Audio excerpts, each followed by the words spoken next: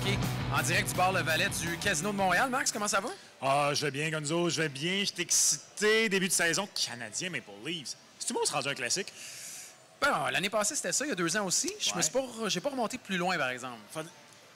On en a déjà parlé ensemble, j'en suis convaincu, mais... Sûrement, on parle de tout ensemble. Ouais, oui.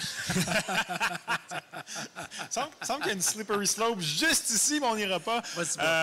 Non, mais le Canadien a pris l'habitude de commencer sur la route. Oui. Depuis quelques temps déjà.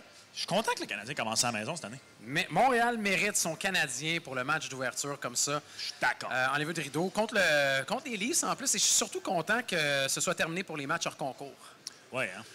T'es pas content, toi? C'est fini, là. Est-ce que les matchs saison régulière, Montréal-Ottawa, Montréal-Toronto, vont être autant envenimés cette année? J'espère pas. T'espères pas? Ben, je veux dire, j'aime En ça. saison régulière, moi, ça me dérange pas. En pré-saison, c'est du niaisage. Exact. En saison régulière, Non, mais si c'est pour arriver, ça veut dire qu'il y a de la rivalité, c'est le fun. Ouais. Je sais pas si. Contre Ottawa, je peux comprendre. Toronto-Montréal, ils sont pas au même.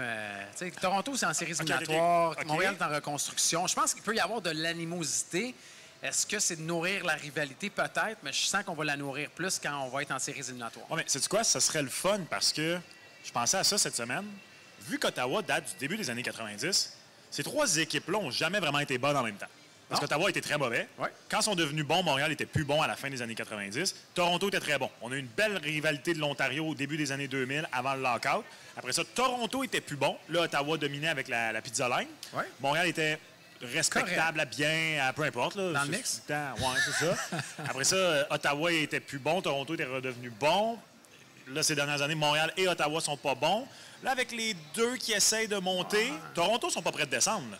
Fait que moi, j'ai espoir que dans 2-3 ans, ces 3 équipes-là... Ce serait le fun. Ce serait l'Est du Canada. C'est le fun. Parce que Toronto était dans l'Ouest aussi un bon bout. Fait qu'on n'a pas été capable de créer une rivalité aussi... je sais, tu trahis ton âge, mais... Donc, la ville de Toronto a déjà été une ville de l'Ouest, c'est ce que tu me dis? Oui, une ville de l'Ouest. Pas géographiquement, mais au niveau du... dans la Ligue nationale de hockey, c'était comme ça. OK. Et par la suite, tu sais, mettons les seuls duels aussi canadiens-Ottawa. Rappelle-toi d'Eric Gryba, Lars Eller, puis le Morse, Brandon Prost. Oui, exact, c'est ça. Je cherchais comme ça. les termes de Brian Prost. Bonne saison à tous pour cette saison 24-25 de la Ligue nationale de hockey. On a les gens à gâter aussi un peu plus tard, Max. On a des beaux prix à faire tirer aujourd'hui pour les gens qui seront présents. D'ailleurs, pour ceux qui vont arriver, vous avez juste à mettre votre petit nom dans le chapeau là-bas. Et 2 paires de billets pour aller voir le Canadien de Montréal. Dans le chapeau, hein? Ouais. C'est bien, ça, c'est bien. On espère qu'on va trouver de chaud, quelque chose, ça dans le chapeau. Non? OK. 2 paires de billets à faire tirer pour le Canadien de Montréal. 23 novembre, Canadien Golden Knight. Ah oui. Pas des billets en haut, là. Non. Dans les rouges. Paire de billets d'une valeur de 600 $. Jeudi 5 décembre, paire de billets, 2 billets dans les rouges pour affronter les Prédateurs de Nashville, valeur de 500 $. Un peu déçu d'apprendre que mes Prédateurs de Nashville sont considérés comme un match moins premium que les Golden Knights, ça, mais bon. Ouais, est-ce qu'ils valent plus d'argent cette année? Moi, je pense que oui. Ben oui. Moi, tu le sais, je suis si on allé allait sur les faire Preds. choisir aux gens, est-ce que tu vas aller voir Vegas ou tu vas aller voir Nashville? Mettons que parce que la première personne qui va gagner, on va la laisser choisir, j'imagine. Ben, il y a des enjeux de calendrier. Là. Mettons qu'il n'y a aucun enjeu de calendrier. Moi, je vais voir Nashville cette année. Moi, cette année, je vais voir Nashville. Moi aussi. Moi, je vais voir Nashville et de loin. Puis, tu sais, Stamkos. Puis... Je n'aimerais pas Brady Shea, là, mais il fait partie des grosses acquisitions pareilles. As-tu remarqué, d'ailleurs... moi, les gens ne savent pas comment prononcer son nom. Oui, je sais. En fait, moi, la première fois que j'avais souvent entendu son nom, et je me souviens, la première fois que j'ai lu son nom, j'ai eu un énorme mindfuck, là. Excusez, là, mais comme... Tu savais pas comment le prendre? Ben non. De quel bord? Ma première réaction était, c'est qui ça? Puis là, j'étais comme, oh, dans ma tête, ça s'écrivait S-H-E-A, tu sais, chez... Non, pas comme chez tout. Weber. Pas du tout. Mais j'ai pris un méchant coup de vieux quand je l'ai vu porter le chandail des Preds pour la première fois. Parce que Brady Shea, si je ne me trompe pas, est plus jeune que moi. Un solide Silver Fox. Solide Silver. Ouais. Ah oui. Ah, tu vois? T'as pas vu ça passer? Non, j'ai pas vu ça. Toutes ces photos de lui avec les Prédateurs, là. Brady Shea, il est plus jeune que moi. Il a 30 ans. Il a 30 ans, puis il a un solide Silver Fox. Ben oui, les cheveux blancs. Ouais. C'était la chronique capillaire. Je sais pas si tu te souviens, le frère de Ryan Miller, qui a lui aussi joué dans la Ligue nationale de hockey, était tout un Silver Fox. Je pense qu'à 28 ans, il était tout gris. J'ai un blanc de mémoire sur son nom. Il était vraiment moins bon que son frère. C'est-tu une volonté de ta part ou tu veux nous annoncer quelque chose, que tu te teins les cheveux? Non, mais c'est... T'arrives à un âge, Gonzo, début trentaine, où tu remarques un peu les chauves et les gris, parce que tu te dis, c'est bientôt moi. Je suis en première catégorie, moi. C'est correct. Et deuxième aussi maintenant, mais c'est pas grave. Également, pour les gens à la maison, paris sur le mise au jeu plus, miseaujeu.com. Il y a une belle offre sur les paris hockey, pour les paris simples, les paris en combo également. Si vous pariez au moins une mise de 10 $ jusqu'au 27 octobre, mise au jeu va égaler la mise jusqu'à concurrence de 100 $. On en avait parlé dans le début de la saison de la NFL. Ouais. Et là, on fait la même chose avec le pari LNH. Ça, pour vrai, ça vaut la peine. Là. Ça vaut amplement la peine. Une mise de 10 $, 10 $ en argent de paris gratuit. Donc, n'importe quoi, là. On va en parler du match de ce soir. On va vous donner des suggestions. Là. Il y en a pas mal des suggestions. De toute façon, on vous le disait, mise au jeu plus, miseaujeu.com. On parle souvent du buffet à chaque semaine. Le buffet est étoffé. Cette année, je trouve qu'il est encore plus beau que les années précédentes. Et on fait tout un travail. Merci à Mise au jeu. J'aime ça parce qu'on aurait dit, pour ceux qui écoutent en format vidéo, on aurait dit que tu regardais un buffet fictif. Là. Je confirme qu'il n'y a pas de buffet devant nous. Il n'y a pas de buffet encore. Non. Je sais pas, on m'a dit qu'il arrivait à 7 h le buffet. Je sais pas si on a de la pression, là, mais... On a reçu des coupons quand même. On est gâtés. On est gâtés. Et je commence enfin un peu à comprendre comment se sent Yves Corbeil. Ah oui? Oui. C'est vrai qu'on entend souvent son nom quand on vient faire des enregistrements ici. Salutations au Denis de Relais. Entre autres, oui. Je voudrais être pareil. Et aux gens mis au jeu. Max, à tout seigneur, tout honneur, on débute cette semaine avec le gagnant de la Coupe Stanley. C'est un classique. À chaque année, on le fait aussi. C'est le temps de se mouiller, puis ce soir, on va le faire. On va revenir chez le Canadien de Montréal, bien sûr, très rapidement. Mais le pari classique, oui, il y en a deux. Est-ce que le Canadien va faire les séries? On va en parler dans quelques instants. Mais débutons avec la Coupe Stanley, parce que ça, on n'en a pas parlé encore au combo. Est-ce que ça a été difficile pour toi? De mémoire, comme ça, l'année passée, tu avais pris les Rangers et les Oilers de New York pour la finale de la Coupe. Et tu connais la définition de la stupidité, Gonzo? Oui, c'est de répéter la même chose en espérant des résultats différents. Oui, monsieur. Ça sera officiellement cette année, après être passé littéralement à un match l'an dernier. D'ailleurs, as-tu vu les images de Connor dans la nouvelle série? Ouais. Ça fait mal, hein? Ben moi, il est monté dans mon estime. Qui savait que Connor avait... C'est ce qu'on lui reproche depuis toujours, l'émotion, Connor. Il n'y a pas l'émotion. Parce que là, après être passé si près l'an dernier, là, s'il fallait que cette année, ce soit la bonne, fait honnêtement, l'an prochain, repose-moi pas la question, ça risque, si les Oilers ne gagnent pas, d'être encore les Oilers. Cette année, ce sera non seulement les Oilers gagnant de la Coupe. Avec les Oilers. Ils sont grands favoris, pas grave. Je sais que c'est pas la cote la plus sexy. Mais c'est serré pareil. Je vais être honnête, Gonzo. Sois honnête, Max. J'aimerais pas ça que tu me racontes des mensonges. De ma vie, elle est jeune, j'ai jamais été aussi confiant d'une finale canadienne. Arrête. Ceci étant dit, c'est pas vrai que je vais envoyer la feuille d'érable, le Maple Leaf, en finale. Je vais à fond dans ma stupidité et il y a manque de respect.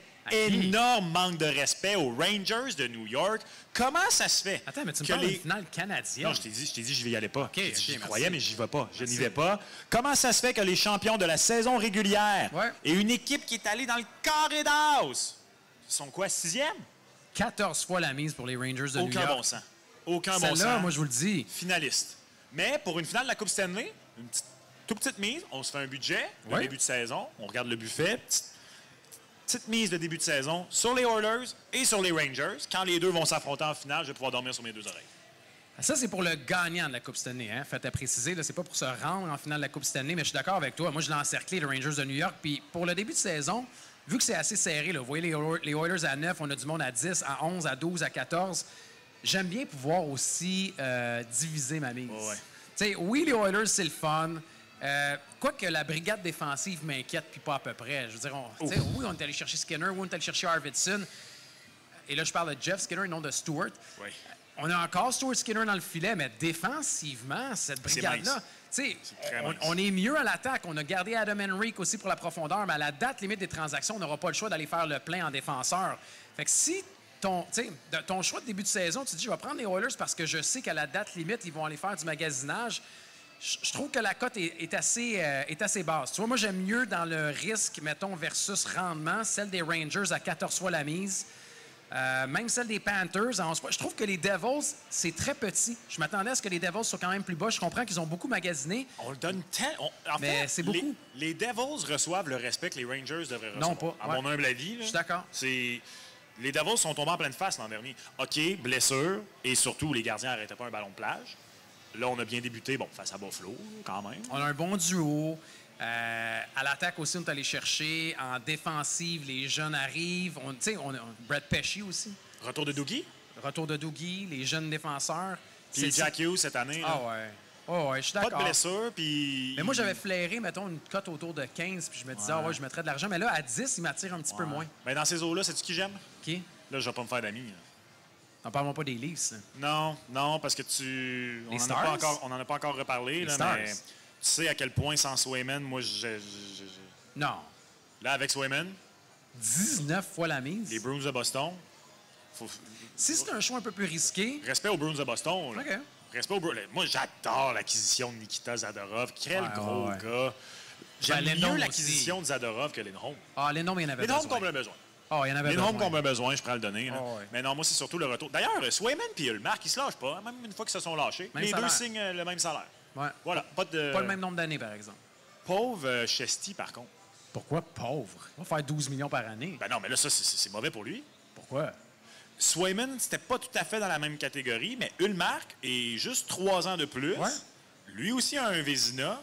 Quel argument a Chesty, que j'adore, là. Je parle, puis je prends Chesty dans mon club n'importe quand avant Ulmark, mais d'un point de vue négociation, quel argument a-t-il pour justifier qu'il va faire 4 millions de plus, selon ses demandes, que ces gars-là? Il n'y a aucun argument.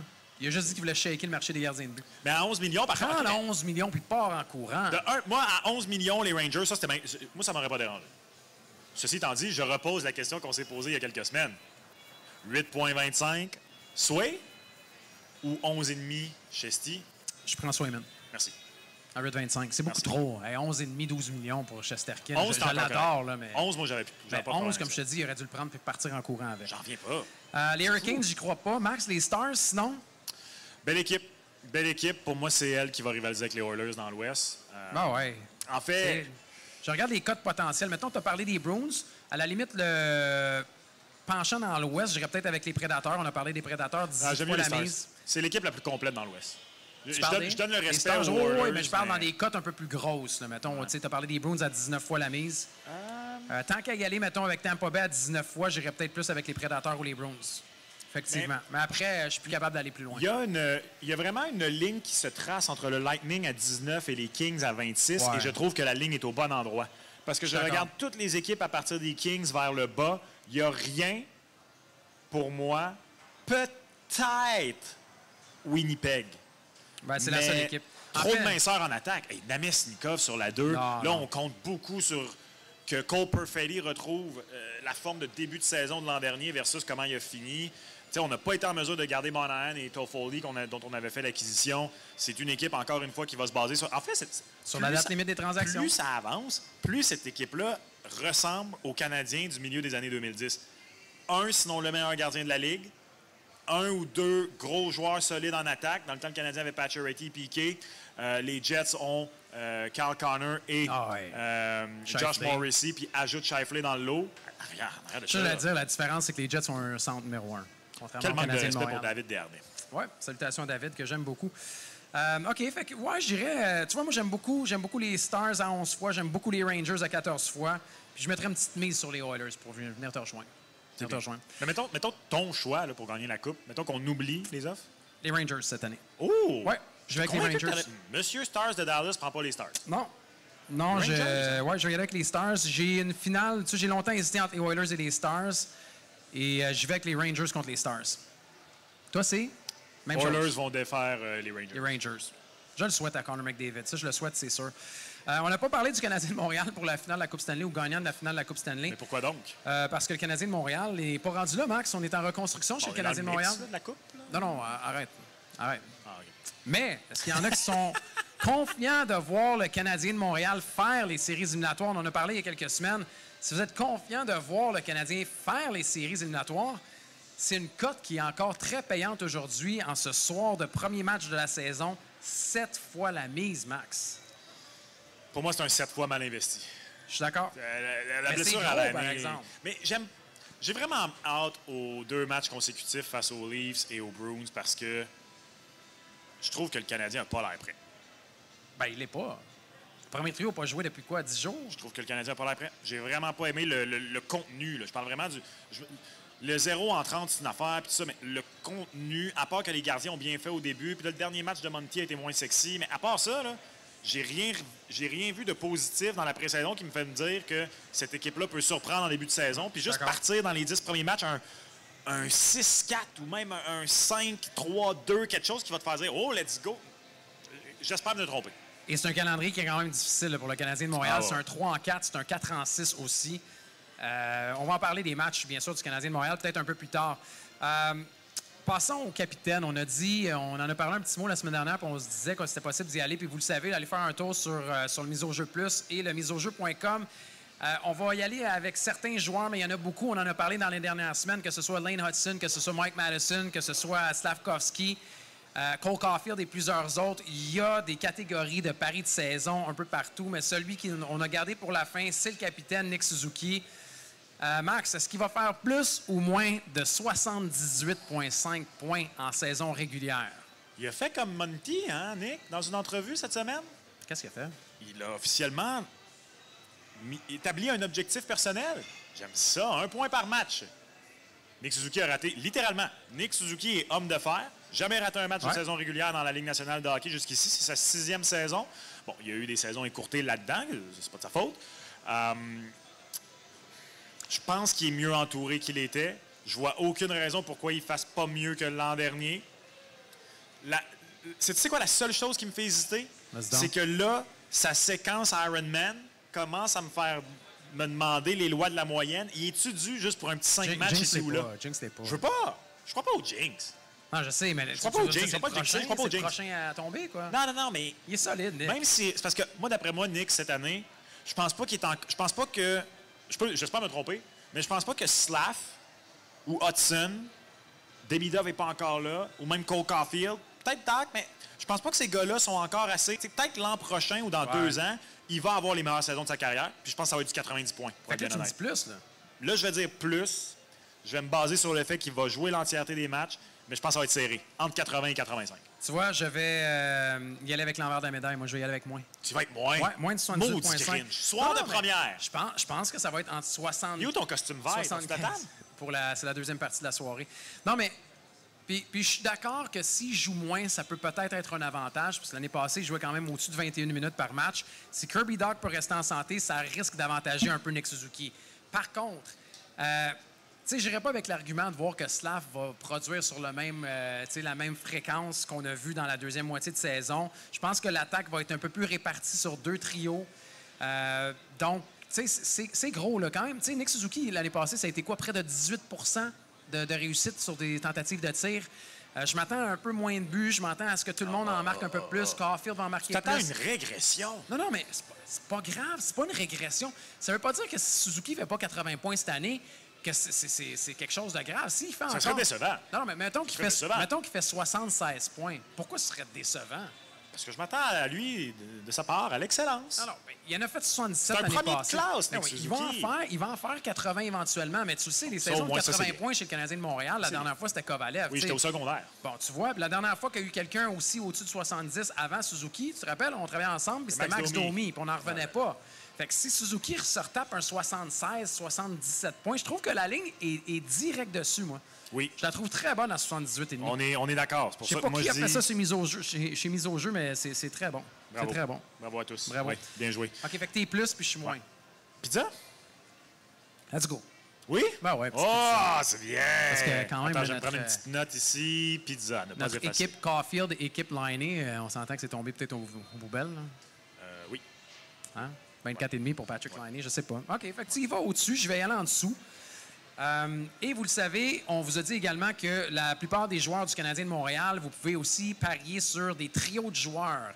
Et c'est possible de parier sur un trio dans lequel Nick Suzuki est présent. Qui fera le plus de points entre Nick Suzuki, Connor Bedard et Alexander Barkov? Quel drôle de trio. D'habitude, je suis tout le temps capable de trouver où est la ligne, quel est le, je sais pas moi, le lien entre tous ces joueurs-là. Ben, c'est le nombre de points. Je pense que c'est la moyenne de points par match. Non? Mais non, mais Barkov a fait quoi? Là, regarde, là, j'en reviens pas. J'ai inventé Nick Suzuki, là. Mais c'est sa 6e année dans la Ligue. Là. Il n'a jamais fait plus de points que Barkov. Puis les années où il est... En fait, non, il n'est jamais passé proche. La seule année où il est passé proche, c'est l'année dernière. Ah oui. Parce que Barkov a joué 73 matchs. Exact. Sinon, il n'a jamais été à 10 points de Barkov.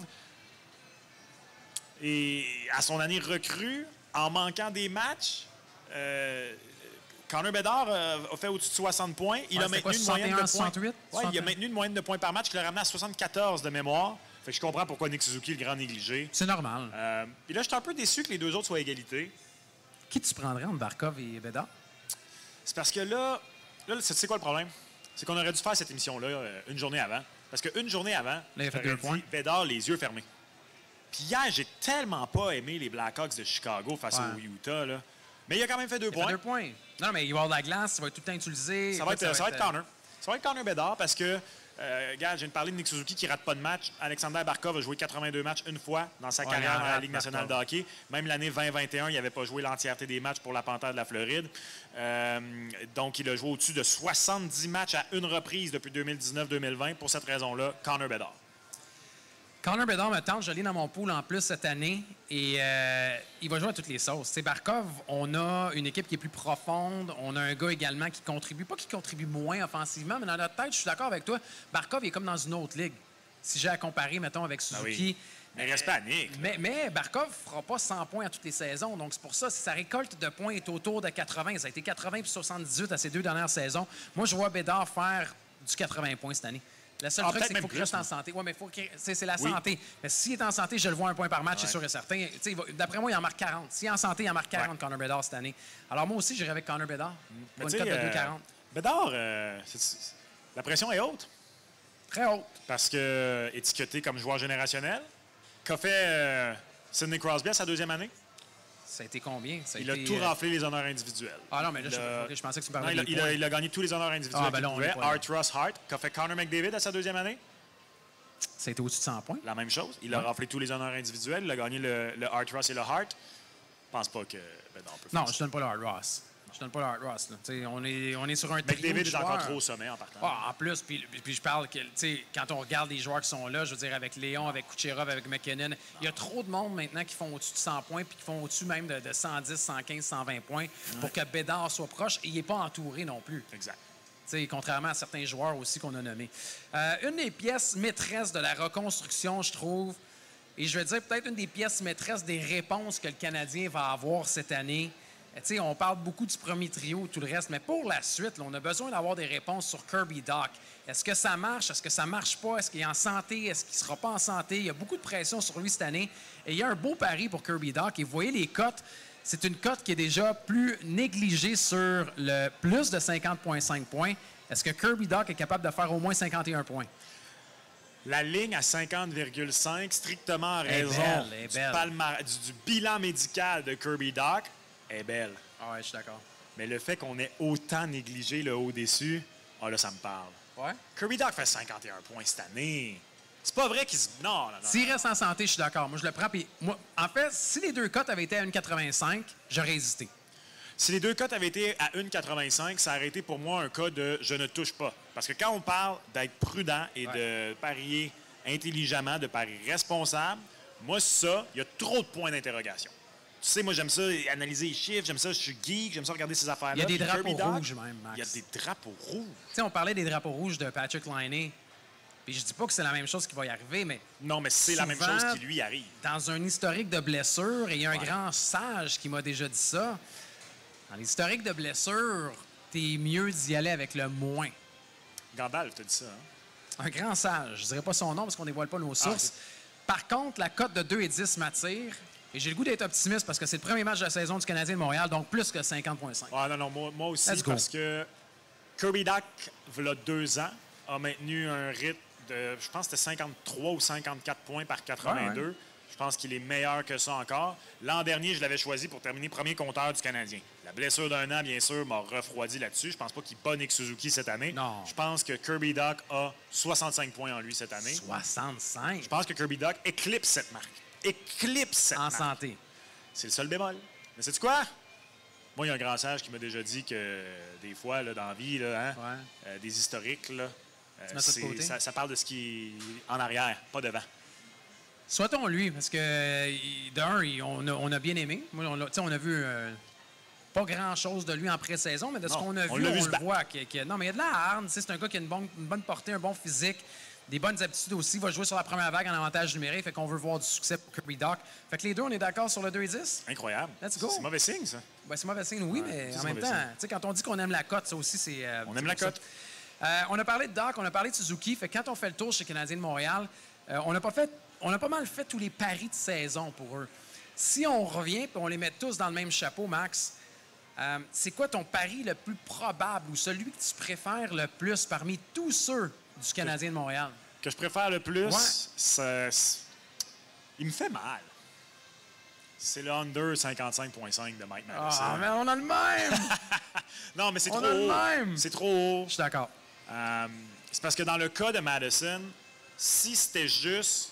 Prends Hudson, là, c'est ton boy, mais si c'était juste les blessures... Tu sais, comme Kirby Dach, ma seule question, c'est les blessures. Ouais. Juraj Slafkovský, ma seule question, c'est les blessures.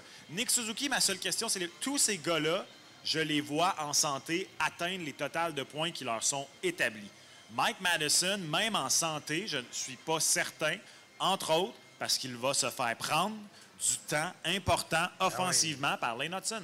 Et parce que lui joue un peu au-dessus de sa tête en raison de son rôle. Il est excellent, je l'adore. Mais il a joué un peu au-dessus de sa tête depuis qu'il est à Montréal, en partie parce qu'on lui a demandé de jouer au-dessus de sa tête. Il l'a fait à merveille. Oui, vraiment. Mais je pense que lui-même reconnaîtrait qu'il préférerait un rôle plus reculé, moins important au sein d'une bonne équipe. Peut-être, semble s'y plaire à Montréal, par exemple. Oui, mais je pense qu'il s'y plairait dans une meilleure équipe, PP2, moins de minutes, ou peut-être même PP1 si ça continue de marcher. Peut-être qu'il aime tellement ça qu'il se dit qu'éventuellement, ce sera ça mon rôle pour une équipe qui aspire aux grands honneurs. Ah ben là, Mike, je m'excuse, Mike, mais si tu penses ça, il faut qu'on se parle, Mike. Ben, il va falloir qu'il signe un prochain contrat avec le Canadien de Montréal, c'est ça. Mais je suis d'accord, j'aurais aimé ça aller avec un autre, mais moi, je vous le dis, en bas de 55,5 pour Mike Matheson. Ouais. C'est un très bon pari. On l'a dit, là, il en a fait 62 l'annie passée, c'était énorme. Je vois pas comment il pourrait en faire au-dessus de 50. Mettons 56 points. Tu as parlé de Lane Hudson. Perso, là, tu me l'avais donné à 49,5, je sais pas ce que j'aurais fait. Oh! Je suis même pas sûr qu'il fait 50 points. Mike moi, je pense que non, tu as raison. Je pense qu'il fait pas 50. Moi, je le vois à 45. C'est pour ça que 50,5... Ah, ça, c'est Kirby Dach. C'est Michael Matheson, t'as 55,5. Ouais, 55,5, je prends en dessous. T'as pas pris Lane Hudson. Ça, tu me déçois, man. Ben non, parce que Lane Hudson, c'est plus... Ceux qui l'ont pris il y a quelques semaines ont fait la bonne affaire. C'est plus le temps. La cote au-dessus a trop baissé. Attends, il y en a une cote qui a été retirée cette semaine. Je ne sais pas si les gens ont été assez rapides pour ça, mais c'est la cote de Joshua Roy qui était à 30,5. Elle était à 30,5. Je ne sais pas s'il y a des gens qui sont allés là-dessus. Est-ce que le Rocket est inclus? Est-ce qu'il va être rappelé rapidement? Je sais pas. Mais celle-là n'est plus disponible. Alors, allez faire un tour pour voir tous les paris de saison du Canadien de Montréal. Début de saison, on a dit, synonyme de Coupe Stanley. Début de saison, synonyme également des trophées, Max. On en a fait quelques-uns parce qu'il y avait des joueurs impliqués, entre autres le Calder avec Lane Hudson. On a parlé brièvement du Vézina aussi avec Sam Montembeault. Trophée Hart remis au joueur le plus utile à son équipe. Je suis un peu, je dirais, surpris de la cote si basse de Connor McDavid versus les autres. Voyons donc. Pourquoi? Je la trouve très basse. Ben non, mais c'est normal. Là. Ouais. Ben oui, je veux dire... non, mais écoute, il y a des joueurs qui... Connor McDavid n'a pas 30 ans. Il joue en même temps que Sidney Crosby et Alex Ovechkin. On s'entend des gars très hauts dans le palmarès des meilleurs joueurs de la Ligue. Et il est quand même à un trophée Hart d'être le joueur actif qui a le plus de trophées Hart. Ah non, mais écoute, les probabilités que Connor depuis son premier Hart en 2017, il en a gagné 2 autres.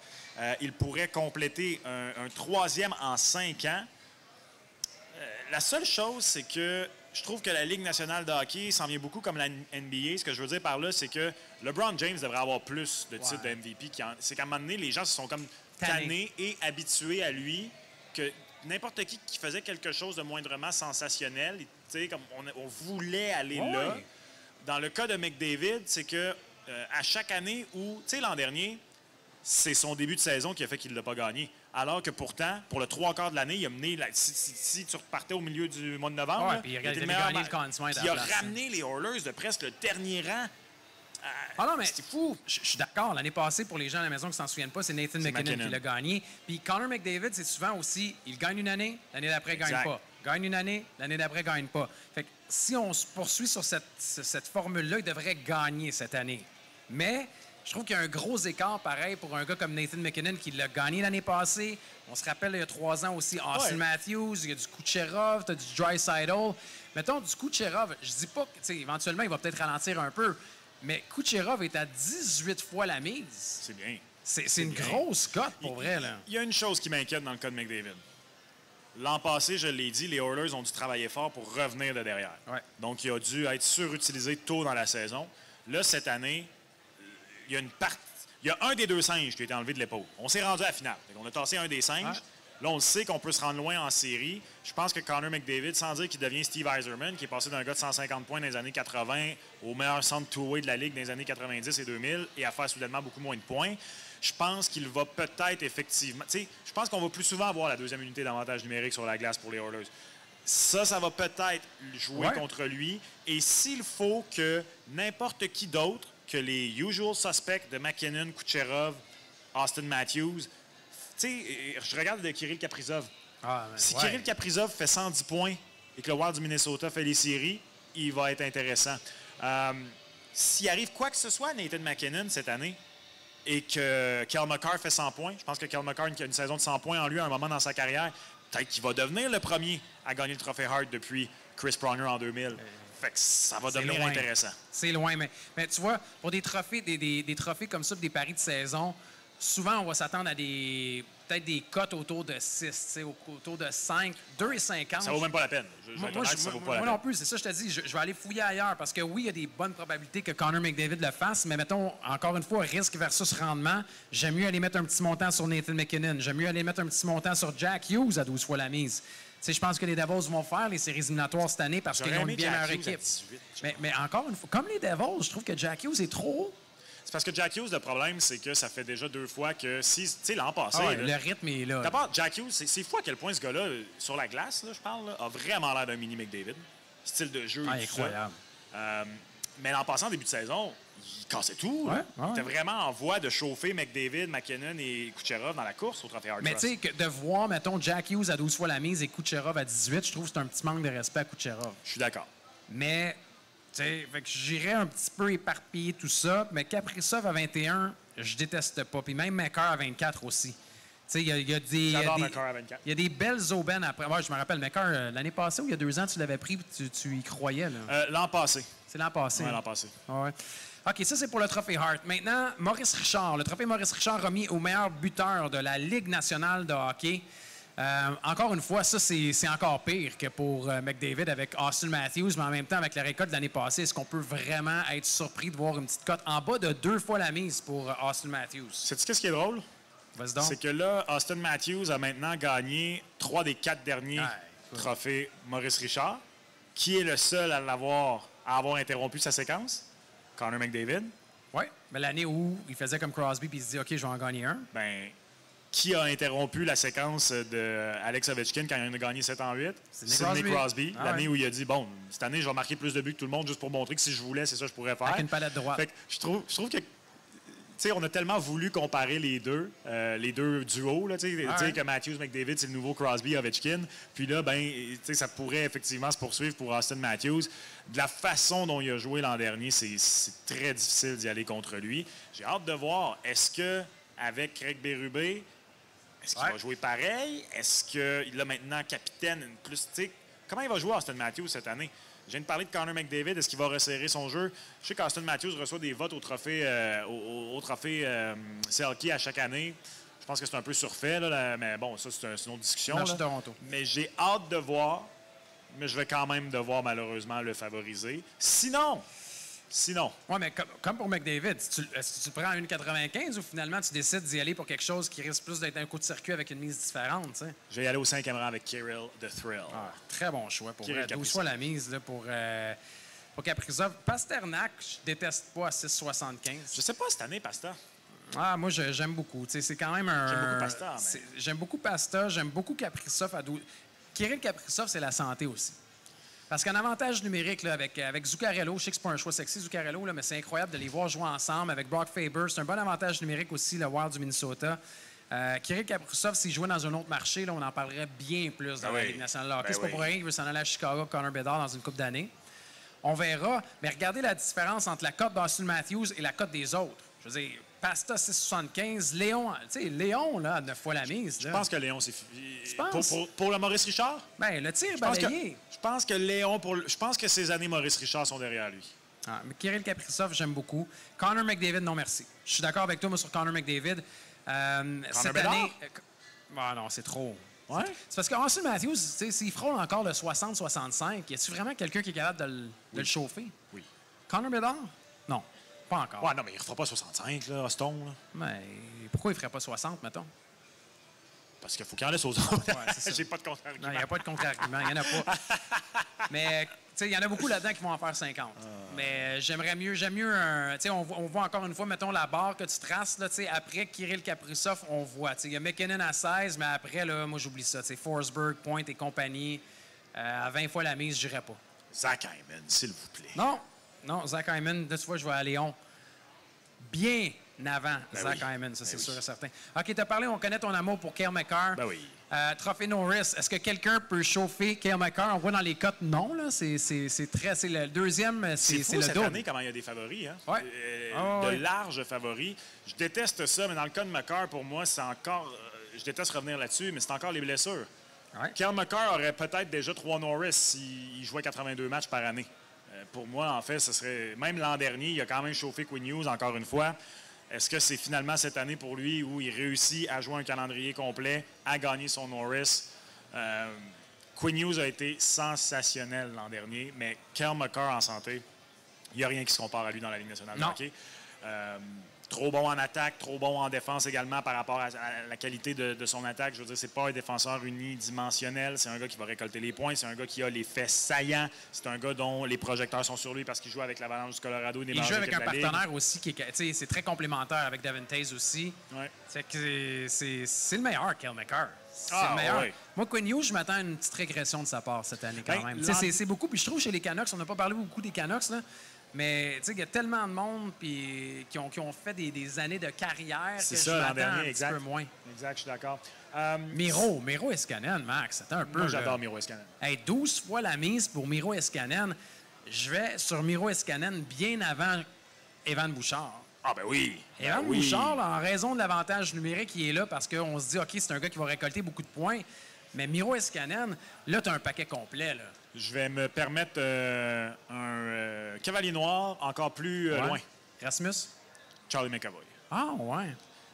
Ça c'est payant pas à peu près. Là. Parce que là, combien de points ça prend? Parce que moi, je ne suis pas de ceux qui disent on donne juste un défenseur offensif. Non. Les meilleurs défenseurs, ce sont ceux qui sont offensifs et défensifs. Ouais. Ça n'existe pas, le meilleur défenseur. C'était juste moins bon. Parce que les meilleurs défenseurs de l'histoire font tout sur la glace. Charlie McAvoy, ça prend quand même, surtout que, tu sais, Duncan Keith et Drew Doughty ont gagné des trophées Norris sans faire du 70 points. Giordano. Là, on est rendu à une époque où là, c'est que tu as des super défenseurs qui font du 80, du 90. Combien de points ça prend pour McAvoy pour gagner le Norris? Je le sais pas. Je ne sais pas si le trophée Norris, en ce moment, dans la Ligue nationale, se gagne sous les 70 points. Je suis entièrement d'accord avec toi. Avant, c'était plus facile parce que c'était plus serré. Mais, tu sais, je regardais, puis sinon, même Drew Doughty l'avait gagné avec une saison d'une 50aine de points. Exact. Fait que, mais ça va y prendre au moins une 60aine de points, je pense, Charlie McAvoy, parce que... En plus, c'est ça. De nos jours, ça prend 70. Tu sais, est-ce qu'Escanen va refaire un 70 aussi? Je leur souhaite. Dans un jeu complet comme ça, j'aimerais ça qu'on puisse les mettre, parce que maintenant, on va pas mettre les trois... Sinon, on va mettre Makar, on va mettre Quinn Hughes, puis après, on va mettre Adam Fox. Ça va être tout le temps les trois mêmes. Effectivement. Fait que c'est qui ton pick? Surtout Fox, c'est le plus complet? Non, pour ton pick pour le Norris. Ah oui, c'est Cale. Moi aussi, j'ai Cale Makar, mais ma deuxième mise, comme ça, qui est un peu plus... peut-être avec un pari un peu plus audacieux, j'irai avec Miro Escanen à 12 fois la mise. Charlie, pourquoi Charlie, 30 fois. Ça me donne bien de l'amour au Boston, moi. Qu'est-ce qui se passe? Je sais pas ce qui se passe. J'ai hâte d'entendre ta prédiction un peu plus tard. Oui, c'est ça. Canadien-Boston. OK, ça, c'est pour les trophées aussi. Là, ça, on en a parlé dans les dernières semaines, puis je veux t'entendre là-dessus. Vous savez, sur la mise au jeu plus, miseaujeu.com, on peut aller fouiller dans n'importe quelle équipe à savoir oui ou non. C'est facile comme ça. Est-ce que telle équipe fait les séries éliminatoires? On a parlé du Canadien de Montréal, 7 fois la mise pour faire les séries éliminatoires. on va faire le même jeu qu'avec les paris du Canadien. Si je te demande ta cote préférée quand tu regardes les équipes, mettons la cote la plus payante ou la plus probable pour toi, la plus attirante, ce serait qui et pourquoi? Pour participer aux éliminatoires? Ouais, ou pour ne pas participer. Bien là, pour participer, je crois qu'elle est maintenant barrée parce qu'ils ont disputé leur premier match de la saison hier, mais moi, j'ai été rassuré, confirmé dans ma prise de position. Mikhail Sergachev, défenseur numéro 1, est arrivé. Je crois beaucoup au Utah et je pense qu'ils font les séries cette année. Mon seul point d'interrogation, je ne suis pas le plus vendu sur le duo Connor Ingram, Karel Vejmelka. J'aime bien Ingram. Je le déteste pas. Je sais juste pas, dans une équipe qui soudainement pourrait avoir des aspirations, est-ce que réellement il va continuer à faire ce qu'il a fait l'an dernier? Ouais, je suis d'accord, mais Utah, c'est beau. Le déménagement, les attentes, l'investissement également. On a des bons jeunes joueurs du côté de Utah. Puis pour qu'ils participent aux séries éliminatoires, la cote était à 2,55. C'est bas quand même. Avant le match d'hier, oui. Je vais peut-être te surprendre, mais vu que tu prends Utah, je vais aller ailleurs et je vais y aller avec les Kings de Los Angeles, pas en série. Oui, avec la blessure à Doughty, je suis d'accord. La blessure à Drew Doughty. Puis je sais qu'il y en a qui vont dire qu'on n'a pas perdu grand-chose, mais sans Pierre-Luc Dubois, de mettre Byfield au centre, ça fait en sorte que tu amènes un gars comme Laferrière sur le premier trio avec Kempe puis avec Kopitar. C'est pas nécessairement la même chose. Oui, ils ont quelques jeunes, puis Darcy Kemper devant le filet, c'est pas un gars que j'aime non plus. Et si vous mettez les Kings en dehors des séries éliminatoires, c'est une cote de 2,75. Belle cote. Donc, moi, la blessure à Doughty, l'équipe, c'est pas une division que je trouve très profonde non plus, la Pacifique, mis à part peut-être les 3 équipes que je mets au-dessus. Donc, les Kings pas en série, ce serait mon choix à 2,75. C'est un très bon choix. Moi non plus, je les vois pas en série cette année. T'aimes pas en série ou pas en série? En série. C'est en série, hein? Ouais. Le Big Four de l'Atlantique, il demande. Tu vois, je regardais, puis t'aimes pas la même cote que les Kings de Los Angeles. Incroyable. Manque de respect. Pas en série. J'aime bien mieux prendre pour les Kings de Los Angeles. OK. Ce soir, Max. On est rendu là, dans les prochains instants, là, dans comme une quinzaine de minutes, ouverture locale pour le Canadien de Montréal. Ils accueillent les Leafs de Toronto. Tu l'as dit, cette année, c'est à Montréal, c'est à la maison. Tu vois quoi pour ce premier match du CH contre ses rivaux de division, les Leafs? Tu l'as dit la semaine dernière, je crois, il y a 2 semaines, un Canadien-Toronto, souvent un petit plus 1,5, Canadien. Vous voyez peut-être sur le visuel, il y a une petite fusée à côté du Canadien de Montréal. Pourquoi? Eh bien, c'est que la cote pour le Canadien est augmentée. Mise au jeu vise cette année pour la cote gagnant à 2 issues pour le Canadien de Montréal à obtenir la meilleure cote pour le Canadien gagnant dans le marché. Donc, la cote pour le Canadien est augmentée pour les matchs de l'équipe. À domicile. Tu y crois, Max? Ça va prendre un énorme match de Monty. Mon pari préféré pour le match n'est pas sur l'issue, n'est pas sur le total de but.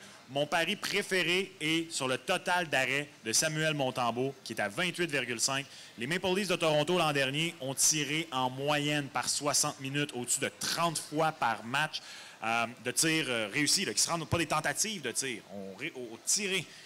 C'était au 7e rang de la Ligue nationale de hockey. Le Canadien a terminé 3e par en bas pour le plus grand nombre de tirs concédés par 30 minutes. Par 60 minutes, pardon. Quoique, probablement que par 30 minutes aussi, rendu là. Règle 3. Pour moi, c'est un match parfait. Ma seule crainte, c'est s'il fallait qu'il y ait des avantages numériques rapides à Toronto en début de match, puis que Monty tombe. Je pense que ce soit un 30 arrêts pour Monty. Là. Moi, c'est là que je vais au-dessus. Cote de 1,76. C'est mon pari préféré pour le match. C'est une bonne cote en plus. C'est une bonne cote. Pour ce qui est du Canadien de Montréal, on l'a dit, les 2 dernières années, ça a été comme ça. Ça a été des matchs qui se sont décidés par un but. L'année passée, ça a été une victoire de Toronto. Et l'année précédente, ça avait été une victoire du Canadien de Montréal de mémoire avec un but gagnant de Josh Anderson. Moi, je me souviens d'en passer des 2 buts d'Alex Newhook. C'est 6-5 l'année passée. Un match incroyable. Ouais. 6-5 et l'année précédente, je pense que ça avait été un genre de 4-3. Donc, c'est des matchs qui sont tout le temps soldés par un but. C'est pour ça que le Leafs 1,55, je ne l'aime pas. Non. Je le trouve pas assez fort. Est-ce que je suis game d'aller à un Leafs à la réglementaire autour de 1,8? J'irais peut-être à 1,8 parce que sinon, si tu prends le Canadien plus 1,5, c'est pas beaucoup, là.